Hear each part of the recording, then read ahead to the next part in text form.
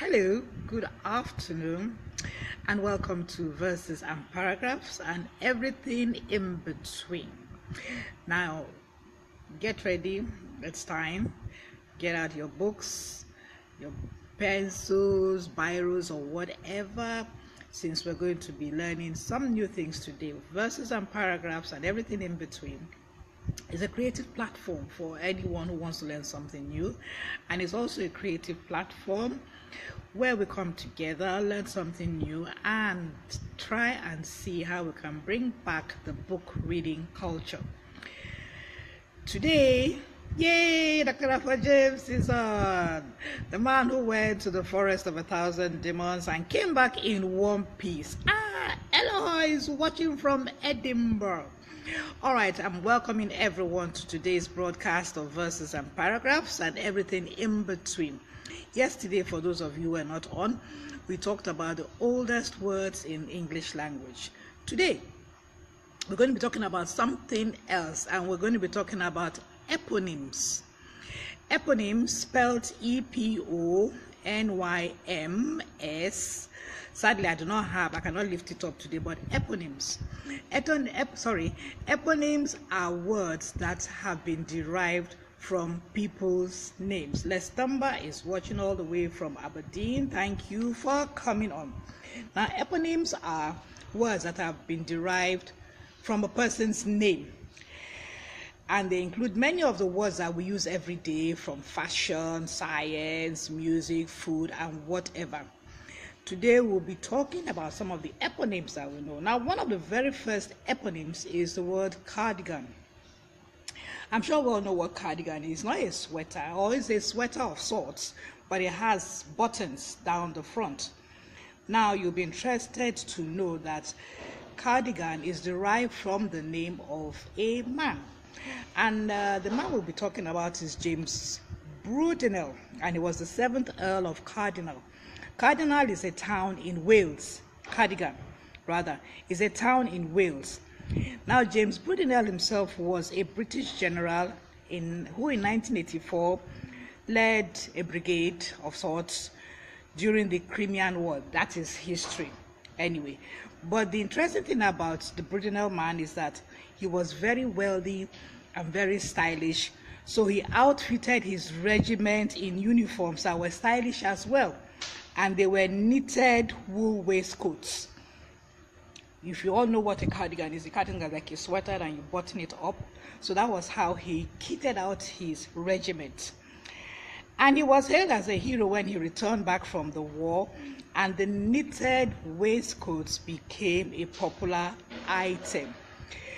Judith Orogu, good morning to you from Ontario, Canada, right? Thank you so much for joining. Today we're talking about eponyms, and eponyms are words which are based on or derived from a person's name. And the very first word we're talking about is cardigan. Cardigan was the James Brudenell was the 7th Earl of Cardigan, and Cardigan is a town in Wales, and he led a brigade or a regiment in the Crimean War. Okay, from Hamilton, Ontario, Canada. Good morning, Judith. Now, because he was wealthy, he kitted and outfitted his regiment in stylish waistcoats. And when he came back from the war, he was hailed as a hero, and his stylish waistcoats became a popular item.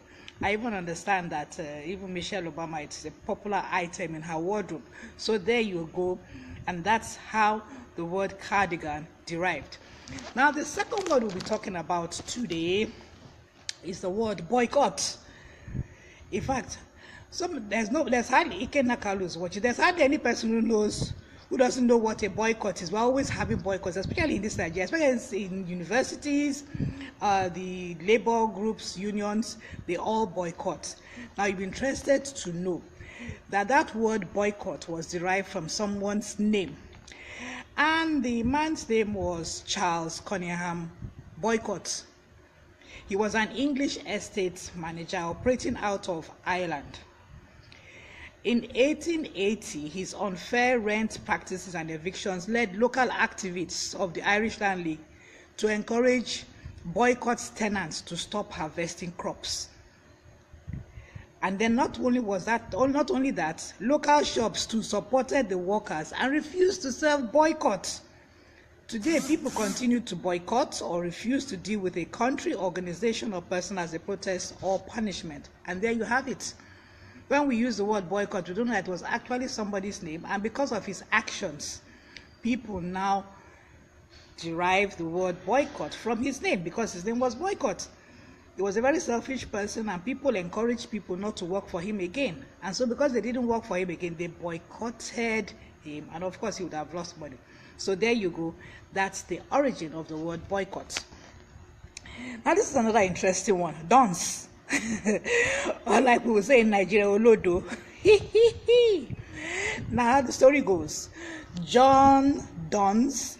It wasn't spelled Duns, it's spelled D-U-N-S, Duns Scotus. He was a medieval philosopher commonly called John Duns, and he was fond of wearing these pointy or conical hats. I don't know whether we do it in Nigeria, but maybe at some point in time. But usually when you are sent to the Duns corner, you are given like a pointed or conical hat to wear. Apparently that's what he liked to wear then. And his followers, called Duns men, also wore these conical hats or pointy hats. Now during the Renaissance was the rebirth of arts, literature between the 14th and the 17th century. And I know that one of the great artists of the Renaissance was Leonardo da Vinci. Anyway, during the Renaissance, all his ideas fell out of favor, and everybody just believed that Shimatava is watching from Abuja or Makurdi, wherever. You're welcome on board. Now, during the Renaissance, his ideas fell out of favor and were considered behind the times or stupid. And so, pointy and comical hats became symbols of dimwits, dopes, and idiots. So when you're talking about Duns, it actually refers to somebody who was a medieval philosopher, and at one point in time, his ideas were okay. But during the Renaissance, which is the rebirth of literature, arts, and beauty and everything, his ideas were considered stupid. Now, because he loved wearing a pointy hat, anybody, if you are called a Duns, I know that if you are called a Duns in somewhere, maybe schools, I think in England or wherever, if you are sent to the Duns corner, you are given a pointy hat to wear. So there you have it, the word Duns. So we've talked about cardigan, which is a sweater, how cardigan came about. We've talked about boycott. So when you are boycotting, just know that that word boycott came from somebody's name. And then we have also talked about the word Duns and how Duns came about. Now, another word we're going to be talking about again is saxophone. Many people love playing the saxophone. But how did saxophone come about? In 1846, Adolphe Sax invented an instrument which found its home in the military bands. But it took decades for the saxophone to become a respected classical instrument. In fact, Sax can thank the American jazz and rhythm and blues musicians like Kenny G, for those of you who love jazz, King Curtis and Joe Cottry for popularizing his instrument in the early 1920s and 1940s.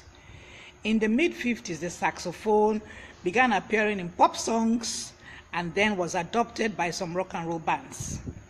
Today in Nigeria, we have some very, very popular saxophonists.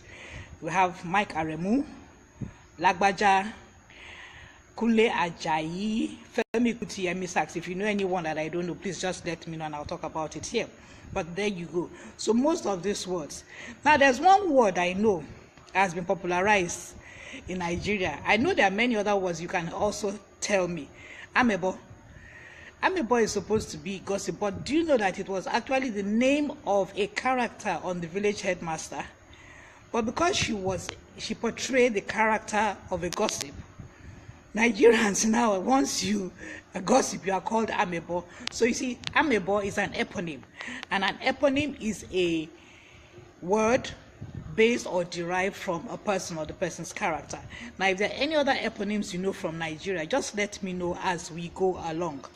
Now, I am reading quotes by powerful women. Yesterday, I read a quote by Michelle Obama, and these are quotes that you can share with your children, you can share with the young people around. One of these quotes, today's quote, is made by Ruth Bader Ginsburg, and she's an Associate Justice of the Supreme Court of the United States of America, and she was appointed by Bill Clinton in 1993.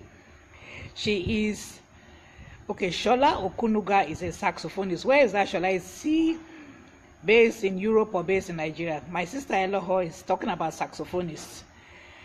I mentioned 5 Nigerian saxophonists, and I mentioned the fact too, Georgia Debisi, you're welcome. I mentioned the fact too that the word saxophone comes from the person's name. And I'm trying to read out a powerful quote by a powerful woman, and she's actually a powerful woman, Ruth Bader Ginsburg. She's an Associate Justice of the Supreme Court of the United States of America, appointed by Bill Clinton in 1993. She is the second female justice to be confirmed to the court, and one of the 4 female justices to be confirmed who are still serving. So she's a powerful woman, and this is her quote. And not only can we share it with young people, it's also good for us, no matter what our age is. She says, fight for the things you care about, but do it in a way that will lead others to join you. That makes sense, doesn't it? Things that you care about. Shola Okunuga is in Aberdeen. We're talking about, saxophonist. Shola Okunuga is in Aberdeen. Fight for the things you care about, but do it in a way that will lead others to join you. So that is a powerful quote for today, and it's made by a very powerful person. Good afternoon, George. We're talking about eponyms today, and eponyms are words that are based or derived from a person's name. We've talked about the word cardigan. I know, George, because you live in Abuja, at times it's cold, you wear cardigan. And cardigan is different. It's a sweater that opens at the middle, and it derived from the name of the 7th Earl of Cardigan, which is a town in Wales. Okay, Kenakali, you want to boycott the show, you have to run back to your program. Judith, thank you very much, Ikena. Judith, what were you saying? Judith, you said what? I don't know what you mean by what. What is it you want to know? I'm talking about boycotts. Boycott was the name of somebody in the 17th century who he used to operate from, he's British, but operating from from Ireland, and he used to give such high rents. And local activists now encouraged his tenants that they should stop harvesting his crops. And then the local shops too also supported them. And so they were able, who you quoted? Okay, the person I quoted, Judith, is Ruth Bader, I don't know how to pronounce it, Bader Ginsburg, Ruth Bader Ginsburg. She is an Associate Justice of the Supreme Court of the United States of America. Today we're talking about eponyms. Eponyms are words that are based on or derived from a person's name. I talked about boycott. Boycott was the name of somebody who was like a landlord, and his rents were very high, and local activists encouraged his tenants to stop harvesting his crops.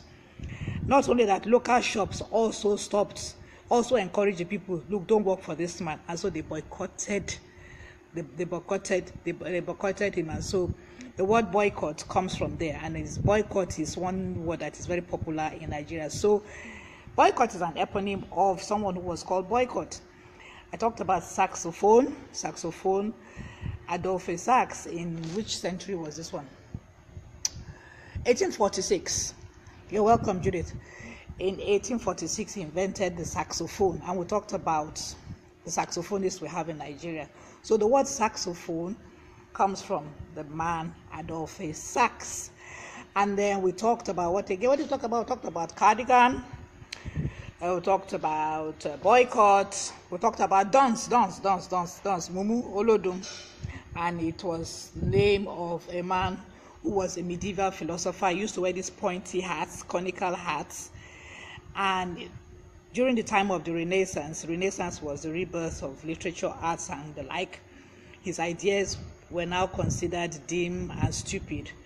And so his name, which actually was spelled D-U-N-S, now became Dance. So if an Olodo is that one. And then I also gave an example of a Nigerian eponym. Remember amebo, the word amebo we use, which is also meant to be a gossip. Amebo was a character on Village Headmaster of York, and she was a gossip in that drama piece, and so everybody now calls amebo. Dance and amebo, yes, now amebo. So is there any eponym in Nigeria you know of that can be traced back to somebody's name? Amebo, I know. Amebo used to be a character who went about gossiping in villages. What's the name of that village again? Oja or something.